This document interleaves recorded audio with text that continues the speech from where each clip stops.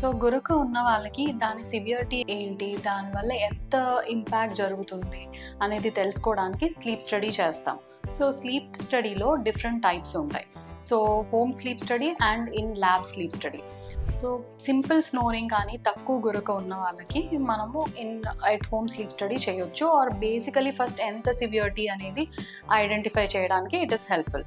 But more complicated పేషెంట్స్కి కానీ already home sleep study అయ్యాక డిఫరెంట్ స్లీప్ ఆర్కిటెక్చర్ కానీ స్లీప్ స్టేజెస్ అన్నీ ఐడెంటిఫై చేయాలి అంటే so basically 3 levels of test ఉంటాయి. స్లీప్ స్టడీ అంటారు దాన్ని. Level 1 sleep study, level 2 sleep study and level 3 sleep study.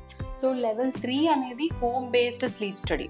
దానిలో జస్ట్ ఒక చెస్ట్కి ఒక బెల్ట్ ఉంటుంది, ఫింగర్కి ఒక ప్రోబ్ కనెక్ట్ చేస్తారు అండ్ నోస్ లోపల ప్రాంగ్స్ ఉంటాయి. సో ఈ 3 కనెక్షన్స్ మాత్రమే ఉంటాయి. సో నోస్ ప్రాంగ్స్ వల్ల బ్రీతింగ్ అబ్స్ట్రక్షన్స్ కానీ ఎయిర్ ఫ్లో ఎలా ఉందనేది తెలుస్తుంది. చెస్ట్ బ్యాండ్ వల్ల బ్రీతింగ్ ఎఫర్ట్ అంటే ఎంత స్ట్రెయిన్ అయి బ్రీత్ చేస్తున్నారు అనేది తెలుస్తుంది. అండ్ ఫింగర్ ప్రోబ్ వల్ల మనకు oxygen saturation and heart rate తెలుస్తుంది. సో హోమ్ స్లీప్ స్టడీలో ఈ 3 పారామీటర్స్ మాత్రమే మనం డిటెక్ట్ చేయగలుగుతాం.